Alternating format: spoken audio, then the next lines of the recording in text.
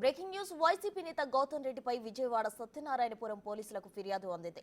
ఓ స్థల వివాదంతో తనపై దాడి చేయించారంటూ ఉమామహేశ్వరరావు అనే వ్యక్తి పోలీసులను ఆశ్రయించారు. గత కొన్ని రోజులుగా గౌతమ్ రెడ్డి ఉమామహేశ్వరరావు మధ్య స్థల వివాదం నడుస్తోంది. గౌతమ్ రెడ్డి ఇంటి ఎదురుగా ఉన్న ఖాళీ స్థలంలో పార్టీ కార్యాలయం ఏర్పాటు చేశారు. అయితే ఇప్పటికైనా ఆ స్థలాన్ని ఖాళీ చేయాలని కోరగా గౌతమ్ రెడ్డి సుపారీ గ్యాంగ్తో దాడి చేయించాడని ఆరోపిస్తున్నారు.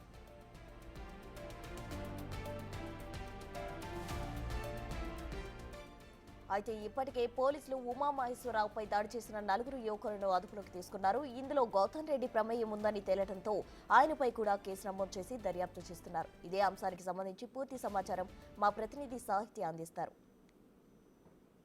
వైసీపీ నేత గౌతమ్ రెడ్డి ల్యాండ్ కబ్జా విషయం అయితే కనుక హల్చల్గా మారిందని చెప్పొచ్చు. బెజవాడలో ఏదైతే ల్యాండ్ కబ్జా విషయంలో ఇటు ఉమామహేశ్వరరావు శాస్త్రి పైన దాడి జరిగిందో ఈ ఇంట్లోనే దాడి జరిగింది. ఈ ఇంట్లో అయితే కనుక 4 దుండగులు ఆయన మీద దాడికి యత్నించారు.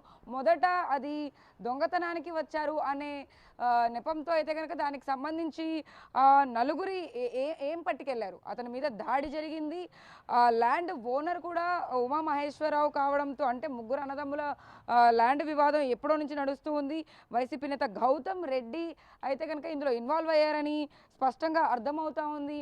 అయితే ఆ 4కి సుపారీ ఇచ్చినట్టుగా కూడా కొంత ఇన్ఫర్మేషన్ అయితే ఉంది. కానీ దాని గురించి ఇక దర్యాప్తు అయితే కొనసాగుతూ ఉంది.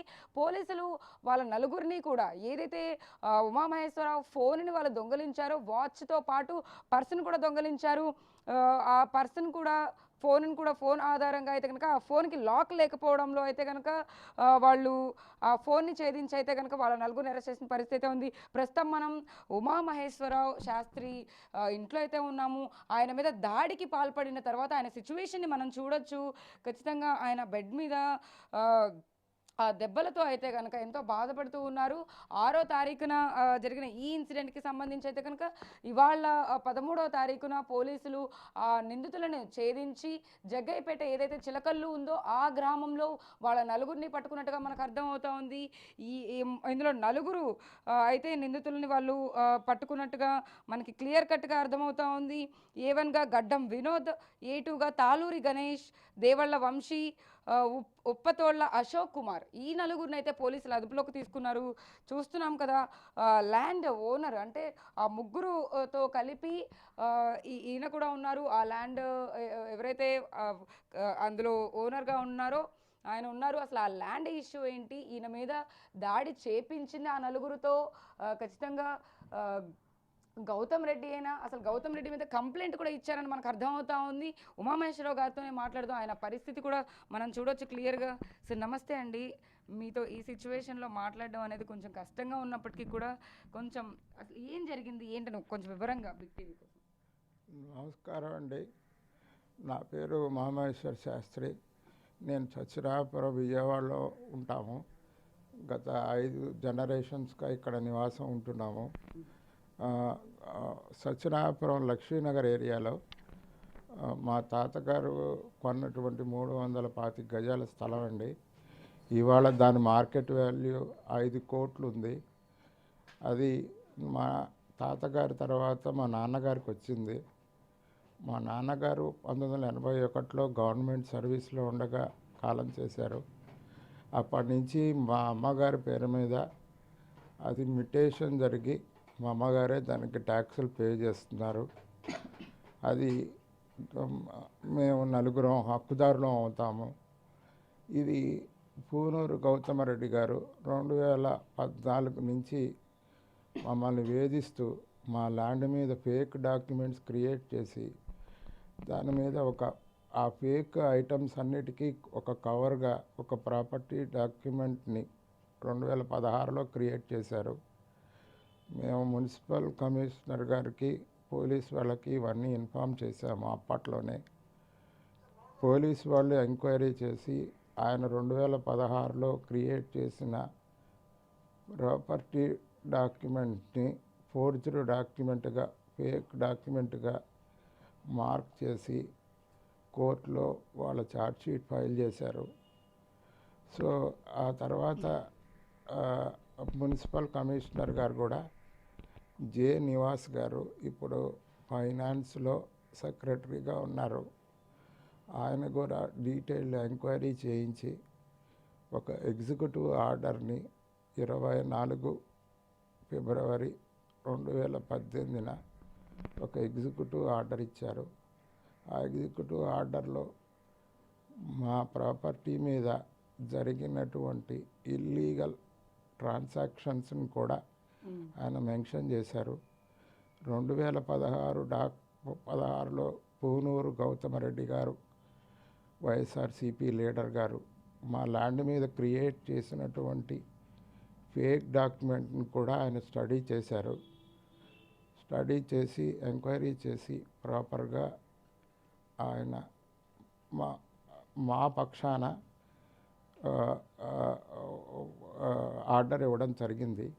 ఎందుకంటే ట్యాక్సులు ఎవరి పేరు మీద కట్టాలి అనే సంశయం వస్తుంది కాబట్టి. ప్రధానంగా మీరు 5 ఏళ్ల క్రితం గౌతమ్ రెడ్డి గారి మీద కూడా కంప్లైంట్ ఇచ్చారని అర్థమవుతా ఉంది. ఆ సమయంలో ఎందుకు పట్టించుకోలేదంటారు? అసలు ఆ కంప్లైంట్ అప్పుడు ఎందుకు పట్టించుకోలేదు? అది కోర్టుల్లో ఉందమ్మా, క్రిమినల్ కోర్టులో.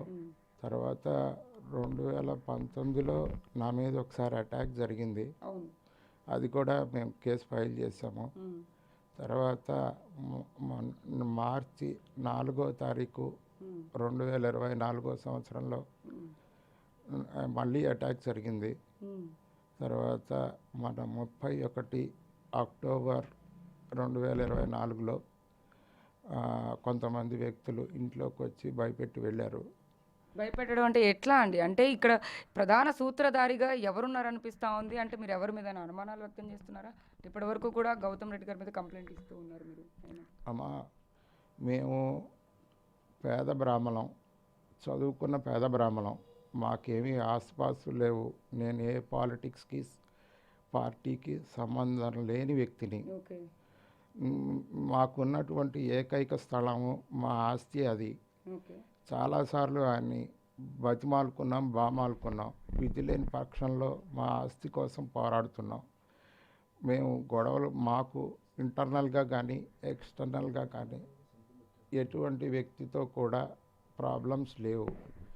ఇది కబ్జా చేసింది గౌతమరెడ్డి గారని పేపర్ల వారీగా మనకి అర్థమైపోయింది. ఇప్పుడు ప్రధాన సమస్య ఏంటంటే మన 2023లో ఆయన ఒక ఎటువంటి అనుమతులు లేని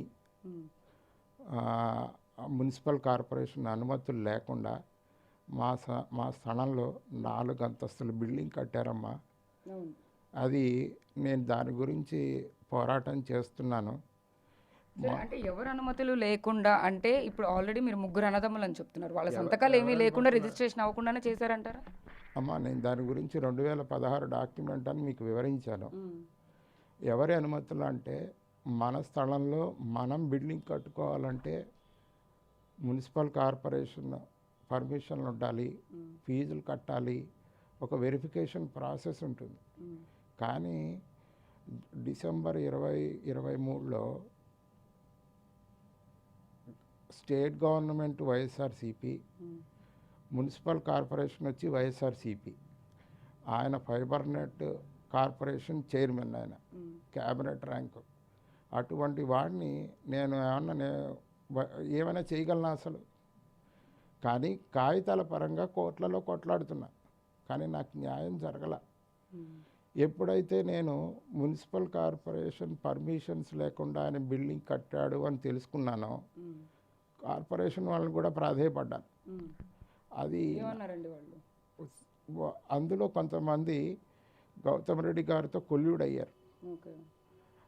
కొల్యూడ్ అవడం వల్ల నాకు న్యాయం దొరకట్ల. అందుకని నేను నవంబర్ 5వ తారీఖున ఇప్పుడు మీకు చెప్తున్న విషయాలతో ఒక వీడియోని రిలీజ్ చేశాను నేను. అది ఒక 4-5 గంటల్లో సుమారు 50,000 వ్యూస్ వచ్చాయి. అందులో మొత్తం వివరించాను. దానితో అసలు ఆల్రెడీ ఆయన కక్షగా ఉన్నాడు నాతో.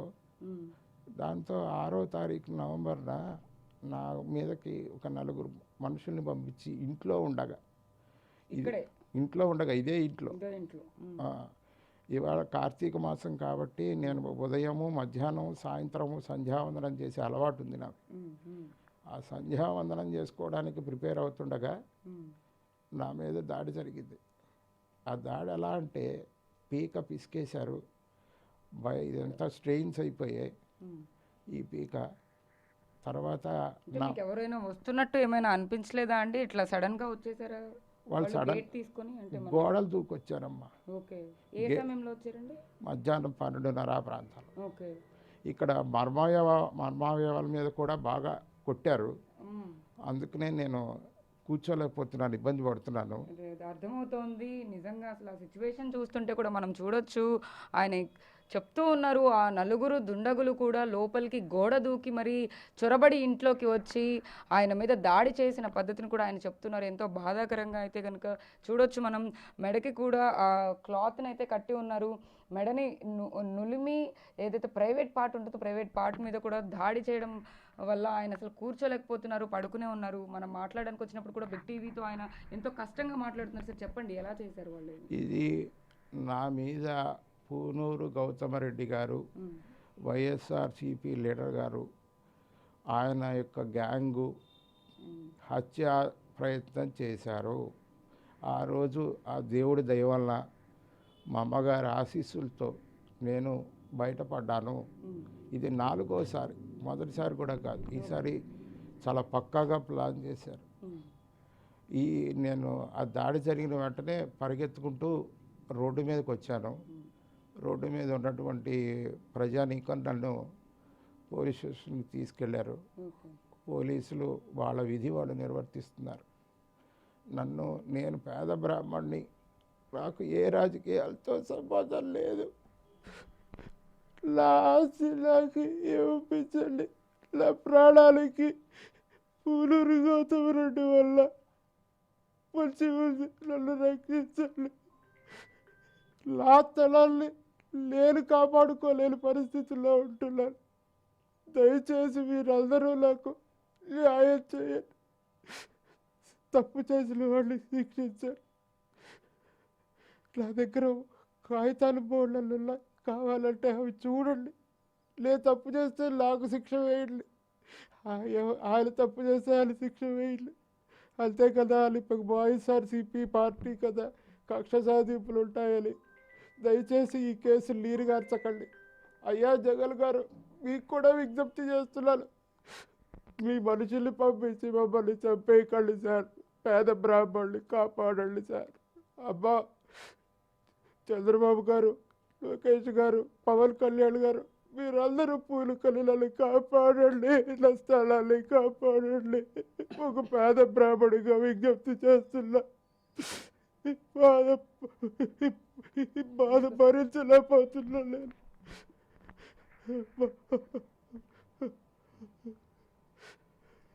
బాధపడకండి. అంటే ఇప్పుడు మీ ఫ్యామిలీ మెంబర్స్ కానీ మీకు సపోర్ట్గా ఎవరున్నారండి? అంటే మీకు హెల్ప్ చేయడానికి కానీ, లేకపోతే ఈ విషయంలో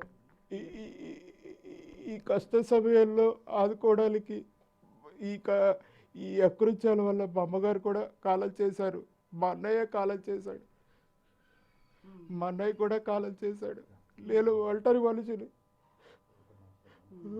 ఒక విధంగా అనాథని. నన్ను కాపాడండి, గవర్నమెంట్ కాపాడమని విజ్ఞప్తి చేస్తున్నా. పోలీసులు కూడా దర్యాప్తు చేస్తూ ఉన్నారు. దీని మీద కూడా రేపు మెజిస్ట్రేట్లో కూడా వాళ్ళు హాజరుపరిచే అవకాశం కూడా కనపడతా ఉంది. న్యాయం చేకూరాలని చెప్పేసి ఎవరికి కోరుకుంటున్నారు? తప్పకుండా అమ్మా, వాళ్ళ పని వాళ్ళు చేస్తున్నారు పోలీసు వాళ్ళు. ఇది వాళ్ళకి కూడా నా కృతజ్ఞతలు తెలుపుతున్నాను. దాడి జరిగినప్పటి నుంచి ఇప్పటిదాకా వాళ్ళే నన్ను కంటికి రెప్పలా కాపాడుతున్నారు. సీరియస్గా తీసుకుని పనిచేస్తున్నారు వాళ్ళు. సిపి గారికి, వారి టీంకి చేతులెత్తి దండం పెడుతున్నానమ్మా, దండం పెడుతున్నాను. చూస్తున్నాం కదా, ఆయన చాలా ఎమోషనల్ అయిపోతున్నారు. నిజంగా అది ఎంత పెయిన్గా ఉంటుందో మనం అర్థం చేసుకోవచ్చు. ఆ నలుగురు దుండగులు దాడి చేసినప్పుడు కూడా, అంటే మరికొన్ని వివరాలు అడుగుదాం సార్. దాడి చేయడానికి వచ్చినప్పుడు అసలు వాళ్ళు మిమ్మల్ని ఇలా ప్రైవేట్ పార్ట్లో కానీ ఇలా కొట్టడం తర్వాత మీరు అరవలేదా? ఎవరితో అడగలేదా మీరు? అంటే అరవడానికి పీక పిసికేశారు కదండి, పీక పిసికేశారు, దెబ్బ మర్మావయవాల మీద కొట్టారు. వాయిస్ ఎక్కడ వస్తుంది? నాకు 2 రోజులు పట్టింది వాయిస్ రావడానికి, కనీస వాయిస్ రావడానికి. ఆల్మోస్ట్ వోకల్ కార్డ్స్ అవన్నీ కట్ అయ్యే పరిస్థితికి వచ్చేసింది. అంటే వాళ్ళు ఖచ్చితంగా నన్ను హత్య చేయడానికి వచ్చిన సుపారీ గ్యాంగే.